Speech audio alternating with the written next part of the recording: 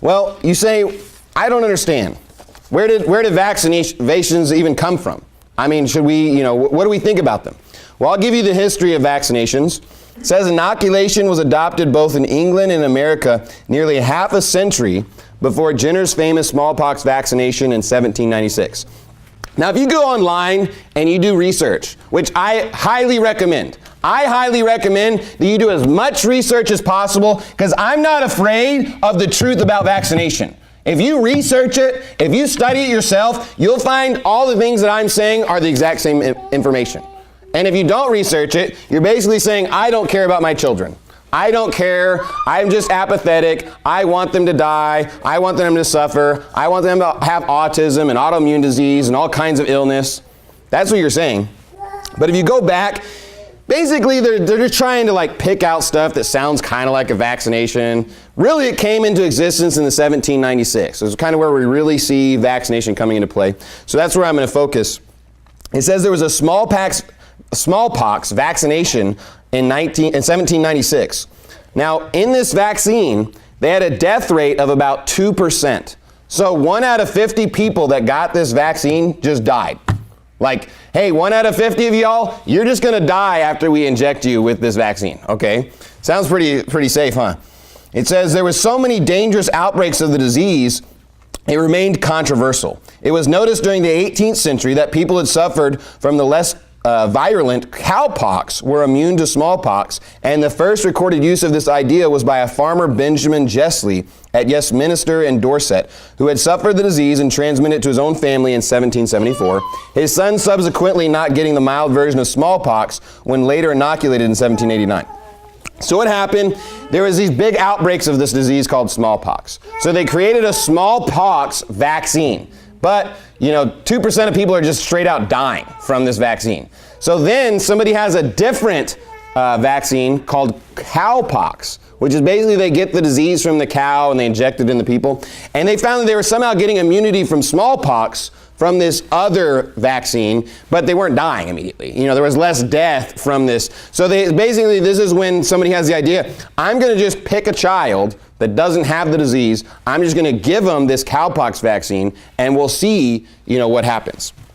Well, it says it was Edward Jenner, a doctor in Berkeley and Gloucestershire, who established the procedure by introducing material from a cowpox vessel on Sarah Nealms, a milkmaid, into the arm of a boy named James Phillips.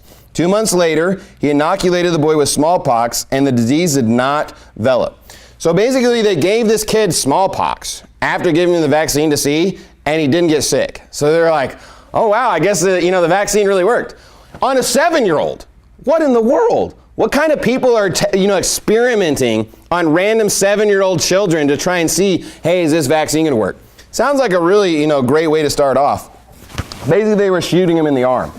After they felt like they had developed this, it says by 1801, his report was translated into 6 languages and over 100,000 people were vaccinated. Even though there's many people that are against it because they're injecting you with animal products or animal diseases and all kinds of stuff.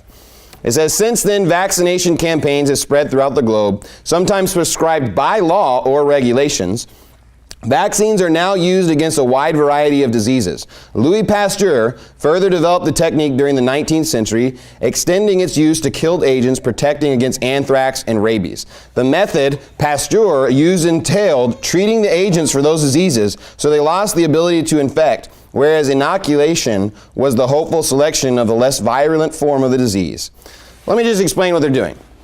Basically, what they've decided is they're going to take a small version of a disease. They're going to try and take a small, maybe it's an activated or it's a deactivated version of it, depends on the time frame or whatever. But they're just going to give you a small dose of the disease in the hopes that your body will create antibodies, will create the response of immunity in your system to where if you're exposed to a larger version of it or you're exposed in the future, you somehow wouldn't get sick. So they're basically saying instead of, you getting sick in the future, we'll just try to get you a little sick now so you won't get really sick in the future. That's basically the how vaccines work, okay? And even in the modern today, they'll say, well, we'll give you an unactivated version of the disease, and it triggers in the body what's called a T2 cell response. So you have different parts of your body A T1 response in your cells is basically when you get the sickness and your body starts producing antibodies to fight that illness. Your body can produce, a certain response to a disease to fight it and to kill it.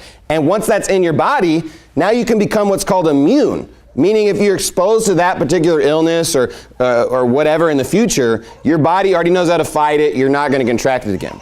We think of like chicken pox. If people get chicken pox when they're really young, their body builds an immunity to it, okay? So then they're very unlikely to get that disease ever again in the future because their bodies produce this immunity.